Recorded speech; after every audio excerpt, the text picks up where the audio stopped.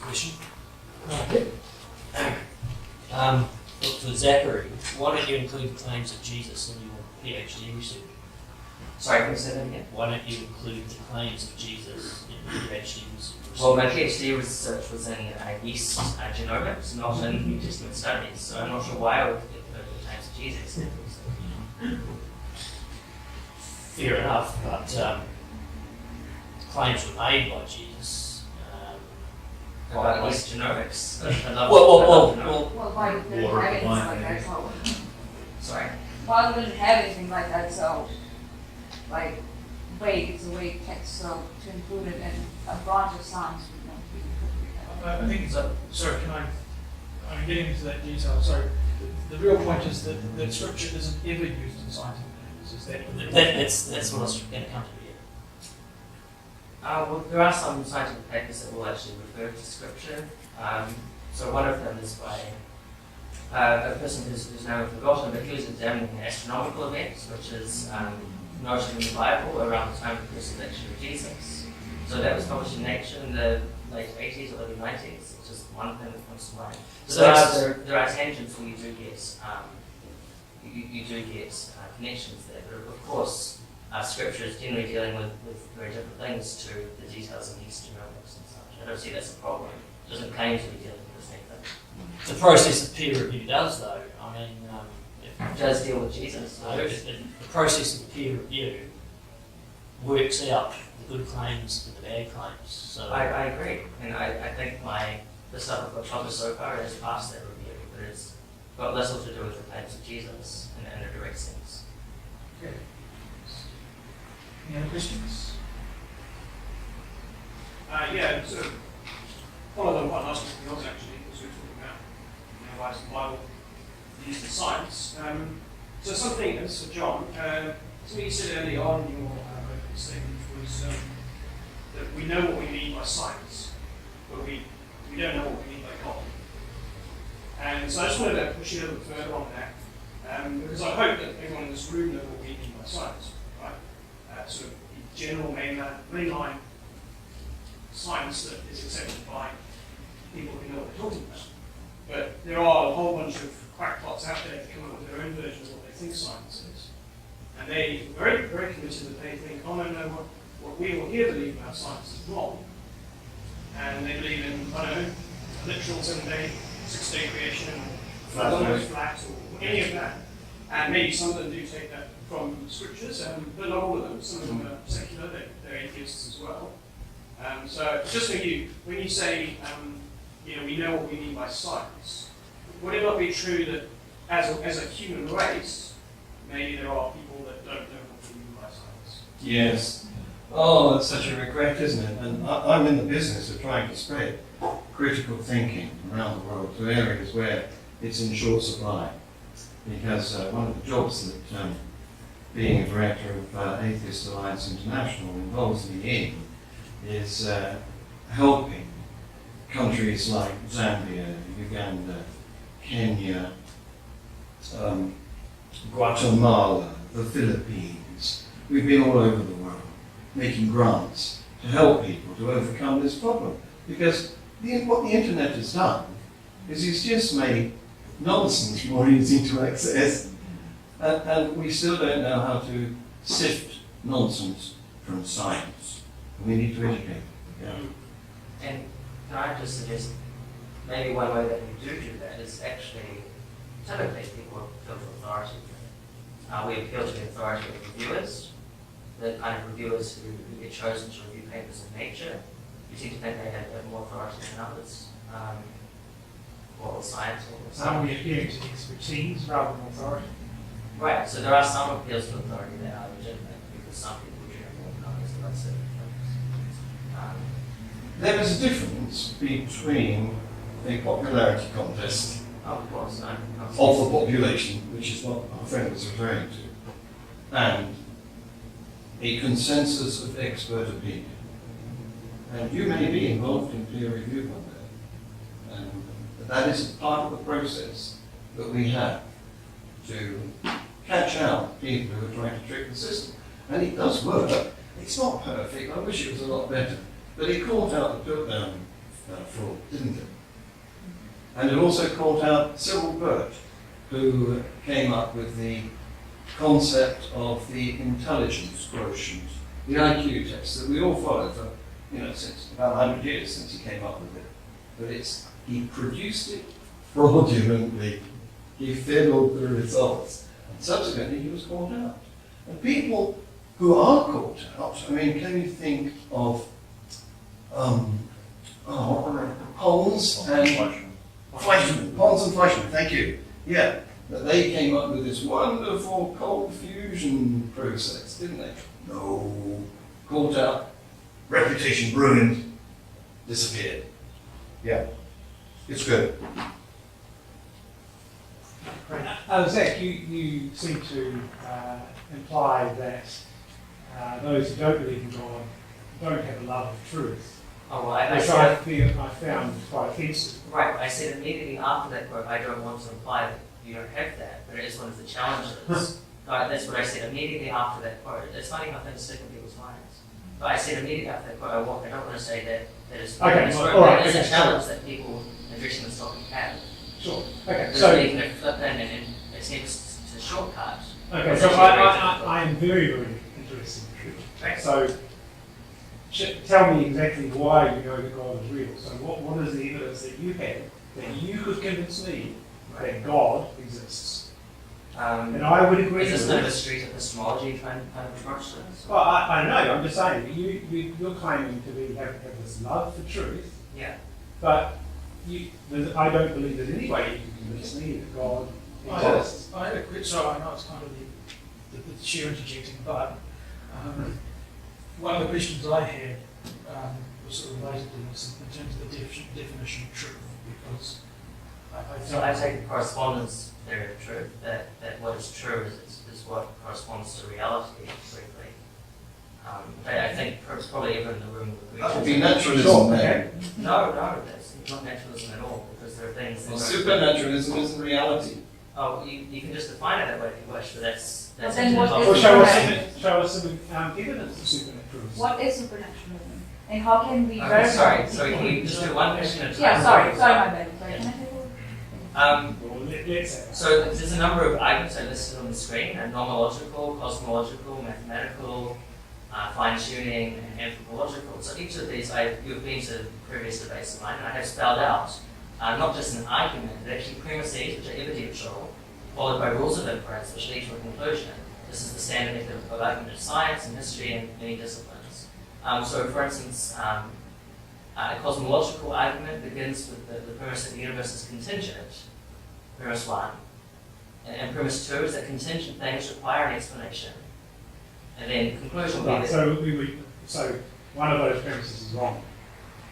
well, not necessarily. There are Right. atheists who agree to So both. I don't agree that everything that exists requires a cause. I didn't say that. I said Isn't that a contingent. contingent constraint? So I said contingent things require an explanation. So to really investigate this argument, you're going to need to do more than. I think you need to understand what is meant by contingency, whether it's plausible the universe is contingent, whether it's plausible that contingent things require an explanation. It's not an easy thing to dismiss. I mean, John may dismiss it quickly, that's fine. But he's never studied philosophy. I think he's never really read a philosophical paper or engaged with the literature to any extent. So I don't take his dismissal particularly seriously compared to those who have engaged with it seriously. So that's one example. That's just a very, very easy one to grasp. The fine-tuning one, I'm sure you're familiar with as well. They have evidential premises, and just by normal rules of inference, they lead to their conclusion. These are arguments. These are arguments. No one's asking for evidence. So the premises are evidential. So that if you just They're thoughts. no, they're not thoughts. So, for instance, so let's change it to the Kalama. The universe has a beginning. Is that just a thought or is it evidence? It is. It's just a thought. You haven't actually got any observations to prove or disprove it. Right. So in order to be evidence, you need to observe it Yes. yourself. Repeated observations. That's evidence, nothing else. So Nothing forget else. all your books, forget all your quotes, forget all your experiences, forget everything except repeatable observations. They are That the goes only out. reliable forms of evidence. Right. So that rules out all of history. Well, history, yeah, history is not as strong as science I think Is there no, just 1 second, is there no evidence in history? there is evidence in history. Right, so your definition of evidence is incorrect. No, Yes. because history calls up science to verify things. No, it does not. Historians do not pull up science to verify things, only in small cases. They use radioactive dating, they use carbon dating, they use You quite can a do lot. history without that. Quite a lot of information. Study history, it's history. You're going to get up to that. Yeah. So I think it's simply, there's some basic misconceptions around the nature of science and the nature of evidence, which mainstream atheist philosophers will disagree with. I think John is arguing himself into a corner, which is actually looks very bad for atheism when you study these things. But, So come over here then. Okay, so continuing from where you get, yeah, right. We know that history. We have records in history, right? But they're verified. How they're verified? They're verified through scientific methods. not necessarily. Not necessarily. Yes, that's so why. just one- Let me just complete. That's why there are arguments. There are perspectives on those points where we can't verify history. There are different versions. That is why we have And to- controversy in historical events Right, and and is interpretations. this Some a people. question or? I'm just trying to induce a discussion here. Okay. So I think that's what he means when he's trying to explain how history can be verified. If it's verified, Is this what you where it mean? really matters, it's verified through science. Can we put it in the form of a question mark? So that one So that's what I'm saying. Maybe that's where maybe he would like to take it on. And my real question is, you have. Well, can I address that first, please, Yes, go ahead. rather than getting lost No in worries. details? So your suggestion is that history is verified through scientific things, but is your suggestion, or perhaps John, I'm not sure who's speaking for atheism here, but is your suggestion that aside from scientific corroboration, there's no way to distinguish between historical hypotheses? Shall I answer that? Yes. So it's a very simple question. I just want a simple answer. Aside from scientific corroboration, are you saying that there's no way to distinguish between historical hypotheses? What? Yes or I'm no? glad you used the word. Glad you used the No, word just yes or hypothesis. no. No, it's not a yes or no answer. But this is just a straight matter of definitions of how you're using these words. History is less strong in its assertions and claims than science.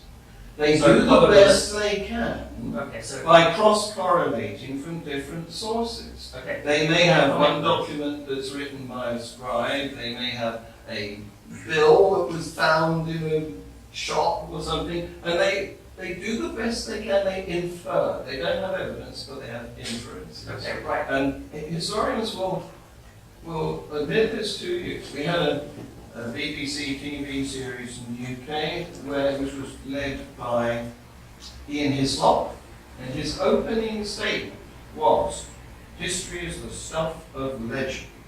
If you don't have the best story, no one will want to read it. It's not science. So okay, so you said that to paraphrase, some historical claims are less strong than others. Yes. Right, because in your presentation you seem to have an issue with this concept of strength and with inference. But I think the best way a good way to phrase it is probabilistically. Would people agree with me that some historical claims are more probable than others? Well, And the difficulty with John's epistemology is that the only thing that he's allowing to influence the probability is science, which is simply not workable. you It's not can't. workable in history, it's not workable in psychology, it's not workable in sociology, it's not workable in economics, it's not workable in anything outside of science. I think you're Probability- comparing science there. Surely Probability it's about must being be a empirical.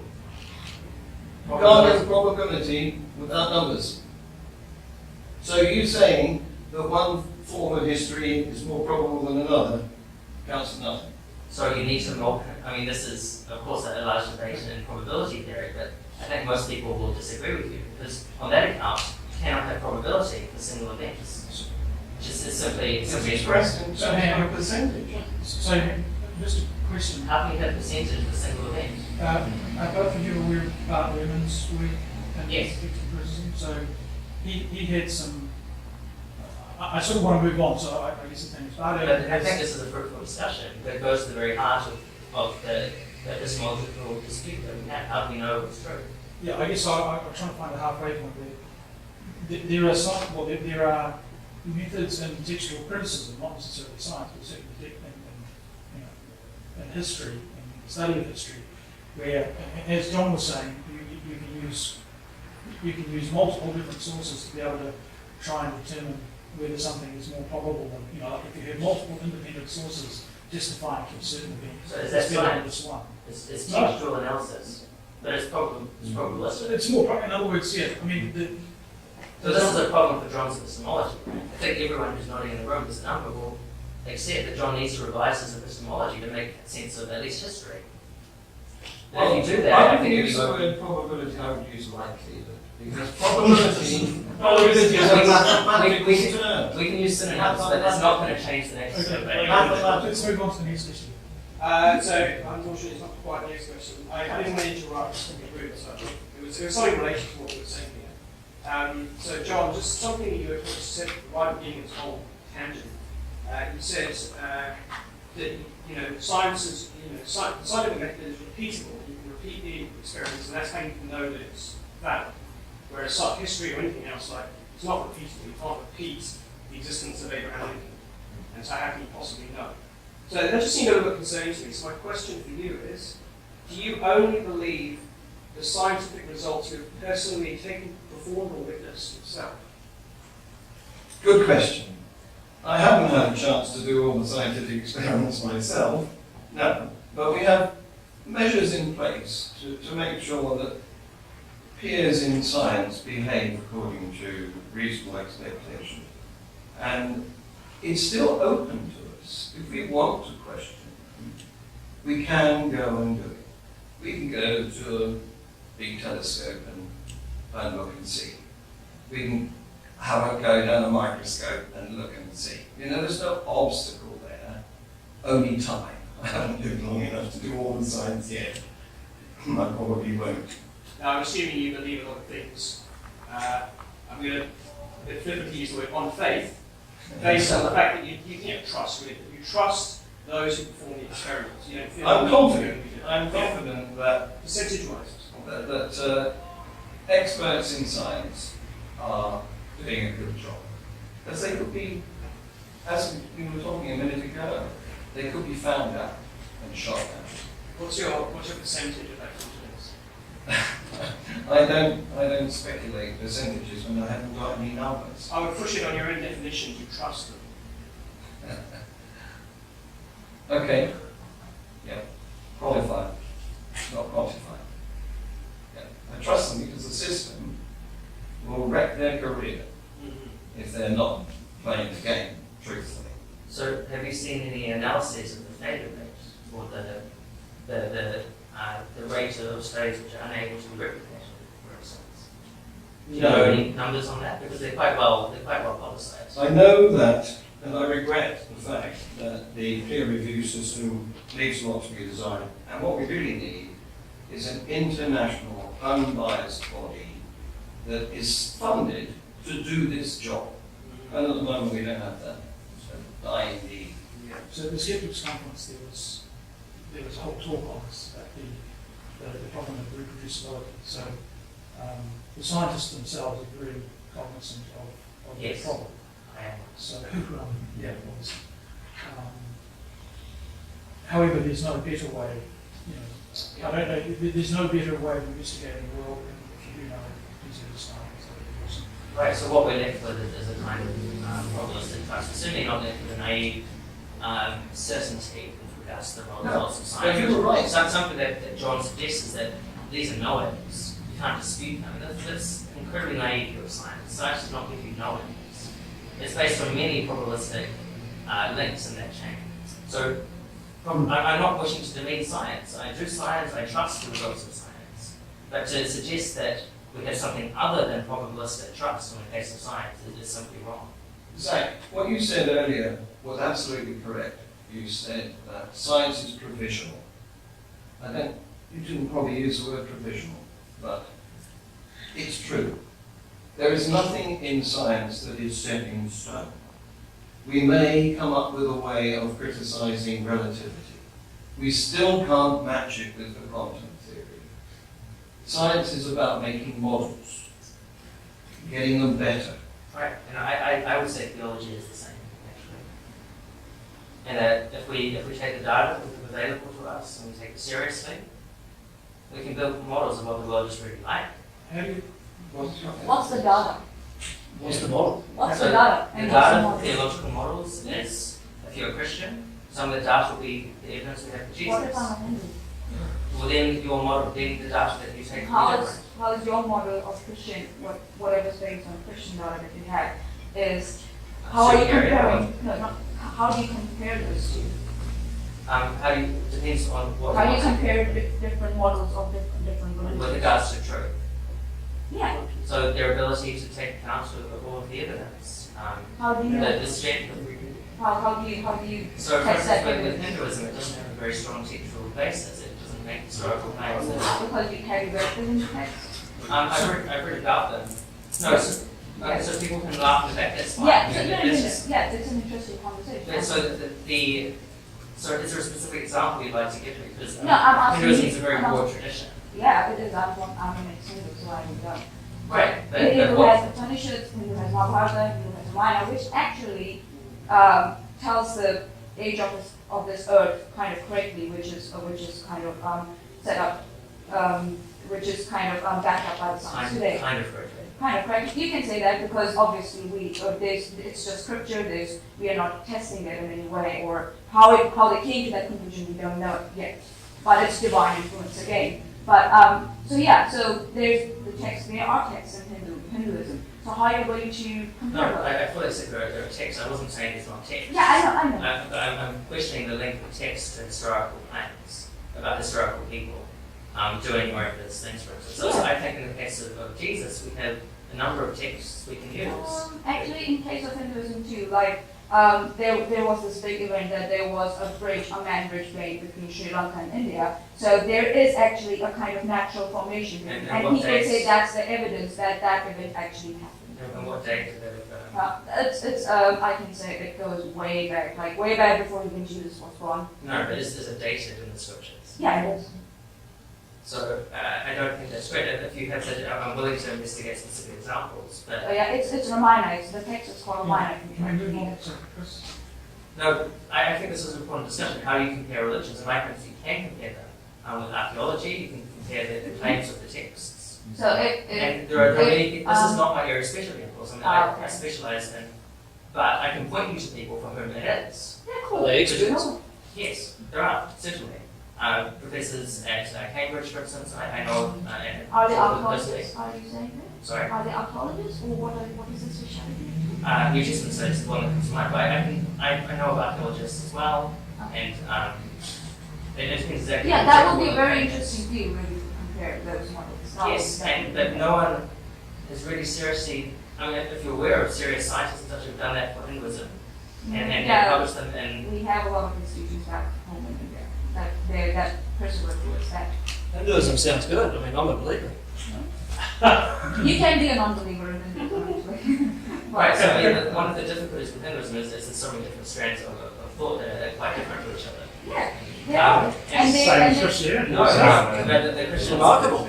No, the Christians do have historic councils and such. Which we also have them. Hinduism also have those historical accounts. no councils. I don't think you said. Councils. Councils deciding on which Oh yeah, is we true, also which have is that. You have councils too. It's just gets better. Yeah. I mean, we- so, I mean, I think you're just kind of reflecting about everything. No. So you're all you. Sorry, Chris. I don't know about Can I just clarify?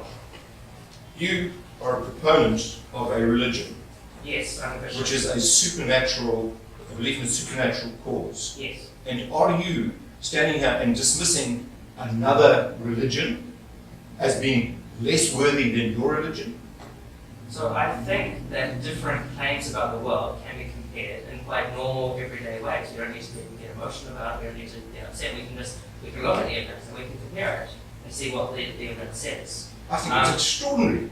It's not extraordinary. I think you're being insulting To who? to Hinduism, another religion. Are you? I find it extraordinary. Excuse me. So if I was a scientist and I had a theory about the universe, and it was contradicting someone else's theory about the universe, would it be insulting for me to say I think the evidence supports I would theory A? invite you to show the evidence that you think that Hinduism is somehow inferior to Christianity. With regards to what specifically? Whatever you claimed.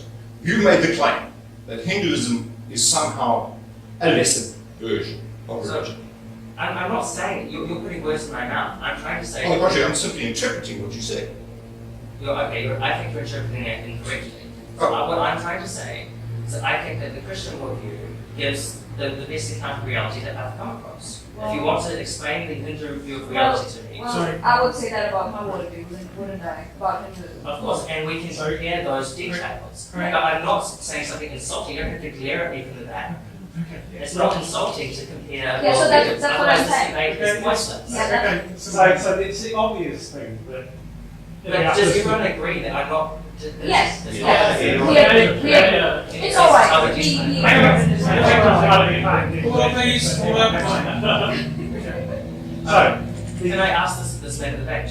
Was this a serious accusation that it's offensive? Yes, absolutely. You've insulted another religion. But A you're religion is disagreeing- insulting another religion. Well, you don't believe in Hinduism, I assume. That's irrelevant. There is a man who is on the side of religion, You think it's claiming wrong. that his religion Well, is superior. Hang on. It's not religion versus. You think it's as Okay, false as look, all guys, the just other. hang on. Yeah, so. Well, this is, This- okay, but it's not been connected yet, yeah. I maybe we can sort of break, I mean, this was meant to be a panel discussion, so we're sort of like talking between each other, so. It's just Well, interesting. No, I think let's finish the questions and then let's break for more informal talk, is that okay? Yeah. Okay, so we'll just have. right, so I think the obvious thing is that the Bible makes claims that are now no longer believed by Christians. So, for example, that there was a worldwide flood, and Noah sailed a boat to save everybody. Okay, to I save agree. eight- This is a Right. religion. Okay. So, okay, hang on. So there are some claims that the Bible made that clearly are not true. Can I answer this? Can I address this? Well, hang on, let me just finish. No, but you're making a point. I can't address lots of Are you points. connecting to Hinduism? Because that's the. I'm addressing the point where you said that that So I agree. This there is are a, claims in the Bible and that you. I agree. This is a legitimate objection, but I think there is a legitimate answer to the objection. Okay.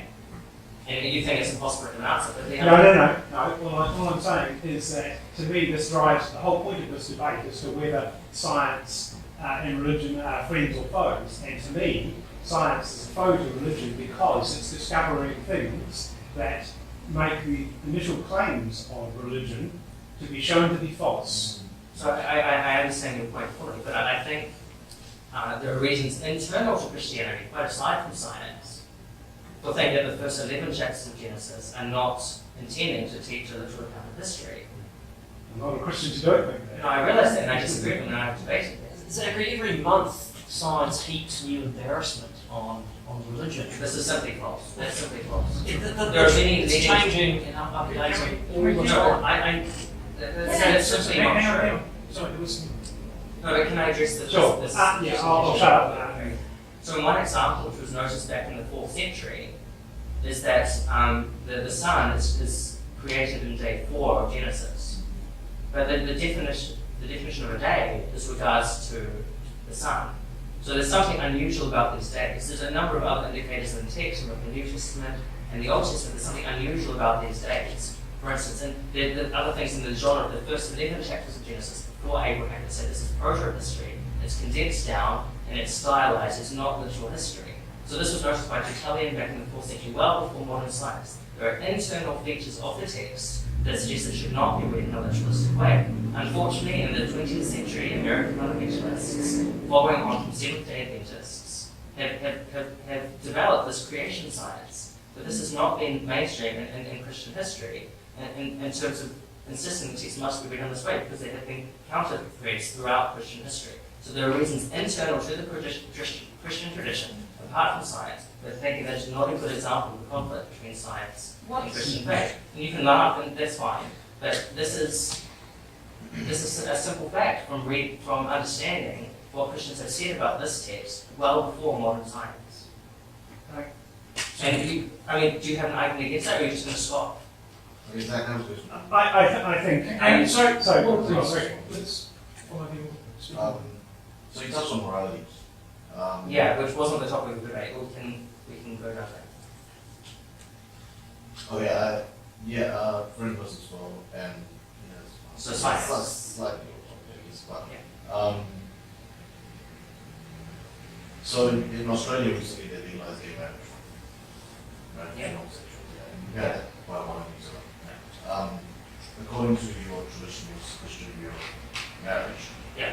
you would say that should or shouldn't be allowed. So this is a question about the relationship between politics, the law of a country, and Christian morality. Now, as a Christian, I think that marriage should be between males and females. I think it's a moral claim, which has nothing to do with science. I don't think there's anything science should refute. It's a moral claim about how things ought to be. Science doesn't deal with that. So so what should not allow? No, but there's a separate question. Sorry. There's a separate question of how Christian morality relates to politics. And I don't actually really have a firm view on that. It depends on the nature of the country, it depends on the nature of the political system. But So I don't have a firm view on it. That's not my area of expertise at all. Maybe not further, but do you have any ideas about it? What do you think should be the case? Should be, I need to see that. that. The Muslim majority countries obviously know what they do with homosexuals. What does this have to do about the debate between Christianity and science? Right. So you just want to say this is something I find uncomfortable with Christianity. No, So- that's your opinion. I really want to know what you think. What I think about what should be the legal status of same-sex marriage. So I personally think that marriage should be between male and female in law, but I'm not sure of that because it depends on certain empirical and moral claims, which I haven't worked through fully recently. It's a better example of how morality's So changed. They're on the fence. No. It's not example because my morality has not changed in the matter at all. The Yes, morality, yes. no. Close to The Christian moral claim that males and that sex is for males and females, and I think homosexual sex should not be engaged in morally. It has not changed at all. So that is incorrect. It's an example of moral Can I just change. have one follow-up question? But just repeat, if people want to examine this and see this is what I think there are good public good reasons to consider this item seriously. There's an article in the Harvard Law Review with what is marriage. I think if people actually want to engage with it, they should read that and engage with it carefully. I realize people here probably won't, they'll scoff at it, they won't want to read it, that's fine. But this is something that has persuaded me that I think there is a good public case which secular people should also be open to, thinking that marriage as an institution doesn't make much sense when we extend the boundaries. And there's reasons for that, but it's very off topic. Just one follow-up. But it's very off topic. I'm sorry. Quick question, thank you. One more quick question, then we'll show. Okay, so going from that, would you say that because you mentioned morality, is homosexual behavior immoral? No, I already said that. I think from a Christian perspective, yes, the Christian shouldn't do And that. then lastly, is so that from a Christian perspective, is sex before marriage also immoral? Yes. I think that is the Christian moral teaching. Again, I don't see how this is relevant to the debate. I would like to see how you implement that in society. But so it's got nothing to do with the debate. All right, new topic. Thank you very much for being Daniel in the lines in here. But actually, my question is for the other side here. And I am basically on your side, but unfortunately, I think, and this was sort of a big opportunity maybe that you would have had, was you might have had some scientific mistakes in your talk. And the big one was the origin of the universe, like either the universe doesn't have a beginning or there was time before the Big Bang. I think both of those are, at the very least, unpopular positions amongst mainstream physicists. I think the mainstream position would be the universe has a beginning. That's sort of the whole point of the Big Bang theory. And that time before the Big Bang is perhaps meaningless at best, right? I mean, what does time even mean before the Big Bang? You may get back into some quantum phone thing, but time doesn't have a meaning in that sense. So if I were a Christian apologist debating you, I would have nailed you on that and said, I think you are disagreeing with mainstream science, perhaps because you've heard some atheist philosopher who has a favorite theory they like, but all that's kind of in the realm of speculation at best. And if we just do the sort of, there's also such things, common sense when it comes to the Big Bang, but if we do what the mainstream interpretation of science would be, the universe had a beginning, let's accept that. It doesn't necessarily prove anything else about the rest of the debate, but how would you respond to that? Sure. Well, that was the case up to about two, maybe 5 years ago. But modern thinking is that the Big Bang is the period of inflation, and that there was time previous to the Big Bang, perhaps about 3,000 years of it, but we can't investigate. It's beyond our view. And the current explanation for the origin of the universe, if indeed it does have an origin, in the sense of coming from nothing, is that there's a number of hypotheses. There's the multiverse, there's the Big Crunch, there's the bouncing universe. It's all gone up in the air again. As I said, Big Bang was the start 5 years ago. But it's not exploring. One of the problems with this kind of area is that there's no real way to explore it. No. Not yet. So would you say your beliefs are not based on observation? I would say that I don't have any beliefs until the evidence comes in. These are what's known hypotheses. I think. Yeah, these are hypotheses and guesses. They're not theories. In fact, the Big Bang shouldn't really be. Okay, just two more and then we'll break. Okay, so Well, could we I'm have ready. a closing statement? I don't mind, but yeah, just two more questions and then we'll do brief closing statements. Okay. So, on behalf of the gentleman there, I would like to really thank you. You came and you took a grinding today. Thank you very much for coming and joining us. Just a food for thought. It's not a question. You have quoted scientists back from which decade, if I may just confirm? So the foundings of the modern scientific revolution, so the 16 and 1700s. 16 and 1700s. Okay. So if you can correct me if I'm wrong, they have for the information that they don't know about the universe or about the laws of nature, they've attributed that there's a being behind it somehow. This is not true. This is not, Yes, that's this what I'm is saying. not- Correct me if I'm wrong. Yes, this is not the line of argument. Okay, can you explain again what's the line of argument? Because So it there- does there- get complicated. Right, so I would encourage, if you actually want to investigate this, you're going to have to read about it yourself, right? You're going to have to go beyond atheist forums on the Yes, internet of course. and That's what I'm asking you. no, but Can no, you- you're going to need to read it for yourself, which I think not many people here have really done. Seriously read as a Christian intellectual who's up to date with modern knowledge, explaining why they think Christianity is true. So someone else from McGrath or Richard No, Smith I'm not asking why. but just to summarize very quickly, Yes. they have a range of arguments from order in nature. That the orderliness of the fundamental orderliness of nature and its mathematical comprehensibility suggests a mind behind the universe. Okay. Because so one way that this has been put Mhm. is that basically there seem to be two kinds of explanation of the world. Mhm. The scientific one is mechanistic. We can explain things as a mechanism and law. Okay. If there's any other kind of explanation of the world that we use, it is a personal explanation. Okay. In terms of personal That's what choice. it's So, No, it's not. It's not. There's something incorrect. So there's two kinds of explanation. We can appeal to a person chose to do this, or we can appeal to a mechanism. When it comes to the fundamental ordering in the world, mhm. we cannot explain that with a mechanistic cause. Otherwise, it would not be the fundamental ordering. Can, So no, can I finish this yes, thought? of course. So if we are to explain the fundamental ordering of the world, Mhm. and we accept there are these two kinds of explanation, the most obvious alternative is some kind of personal explanation. So which obviously a personal explanation. Okay, so the obvious explanation is? No, if we accept that there are these two kinds of explanation, and we've ruled out the mechanistic one, the options are either is no explanation, or there is this personal explanation. Why can't we stay with no explanation until we can make the No, connection? this is a between- conceptual thing. If But this is the isn't philosophy fundamental, also? no, can you listen to my thing? Yes. This is a conceptual thing. If it's a fundamental ordering, you're not going to get a mechanistic explanation of it. Otherwise, it would not be the fundamental. So whatever that is, if there is a fundamental order to the universe, How do we know that? so well, what's the alternative to that? We don't know that. Don't know yet. No, so I think if you sit down and think through the possibilities, either there is a fundamental order to the universe. I would say we still explore.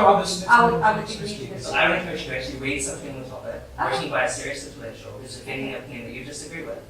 and then come back to me and engage with that. Yeah, no worries. Yeah, firstly, Zac, thanks for your grace and objectivity in the face of so much program today. We did touch before on the first 11 chapters of Genesis, Yes. which was my question. One of the big differences between Christianity and naturalism today is, especially around the evangelical section, is creation, which they referred to before. So evangelicals in the US have a fairly large Yeah. creationist contingent, but in the UK it's far less so in I Europe. recognise that. So it is a modern development. Yes, I agree with you. So you would be evolutionist, not Yes. creationist in that sense. The question I have on that then is, would you agree that today humans have souls which can interact with God, and cats and amoebas and such do not? Is that I don't think you have to believe there's an immaterial soul to be a Christian. There are many evangelical Christian physicalists. So I don't know. I'm not a philosopher of mind.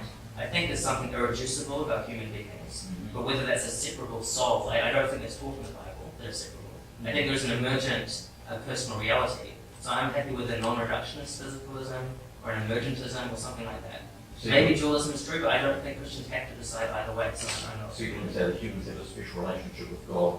Of course they do. Christianity. Of course they do. Okay, It's a so- relationship, that's good. But the Australopithecus that preceded us did not.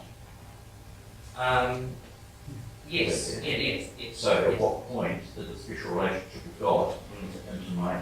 Oh, I don't know. I'm not What a changed what I- they've done? no, I don't know, and I'm not too concerned about knowing this because the secular, the mainstream scientific account of human origins is very much changing in the last few years.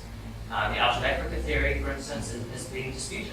There have been very ancient human-like fossils that have been found in Israel, for instance, and people are still wondering how do we put that together.